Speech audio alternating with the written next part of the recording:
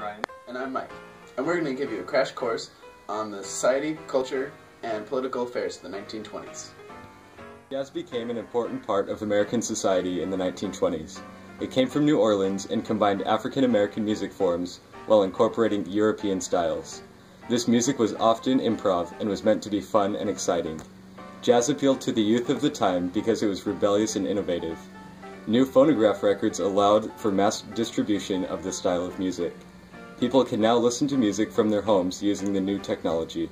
Some, like Ralph Ellison, felt that jazz was more than just music. It was a total way of life and major expression of an attitude toward life. Like jazz, the radio changed the life of many Americans because it spread information faster than ever before. Millions tuned in to listen to the news, sports, and politics. By 1929, about 40% of the nation's households owned radios. There were more than 800 broadcasting stations at the time that operated for profit. Because they made money from advertisements, the consumer culture of the time was exacerbated. With the introduction of cars into American society, many profound changes occurred. The government built roads to facilitate the new industry because it created so many jobs in factories. Now let's suppose that this is a city. City, okay. Cars led to urban sprawl because people could commute downtown to go to work. Because there is more room to build, housing developers added garages to new homes. It also caused people to move into the cities from rural areas. The Harlem Renaissance was an African-American movement that began in Harlem and attracted artists and writers like Langston Hughes, Claude McKay, Jean Toomer, Jessie Falset, and Zora Neale Hurston. Here is an example of the fantastic work of Claude McKay, performed by our very own Bryan. America. Although she feeds me bread of bitterness and sinks into my throat her tiger's tooth, stealing my breath of life, I will confess, I love this cultured hell that tests my youth. Her vigor flows like tides into my blood, giving me strength erect against her hate.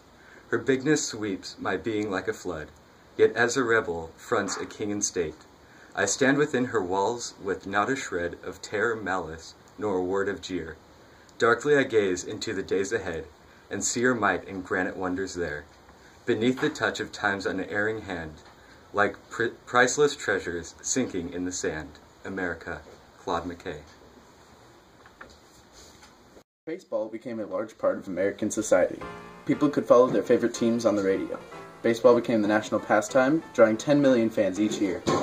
Baseball stars such as Babe Ruth and Satchel Paige revived the sport after the 1919 scandal involving the Chicago White Sox. Babe Ruth was a large part of baseball from 1924 to 1935. Also during this time, Charles Lindbergh, an aviator, piloted his plane, the Spirit of St. Louis, on the first solo flight across the Atlantic Ocean, starting in New York and going to Paris. The journey was 3,610 miles and took 33.5 hours. He became Time magazine's first Man of the Year in 1928 and gained celebrity status around the world. With increased political influence after World War I, the 18th and 19th Amendments were passed. The 18th Amendment led to prohibition, which made the manufacture, sale, or transportation of intoxicating beverages illegal.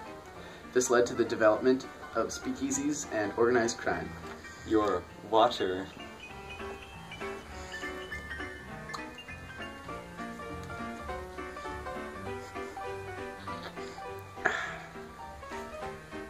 It even made some people famous, such as the famous gangster Al Capone.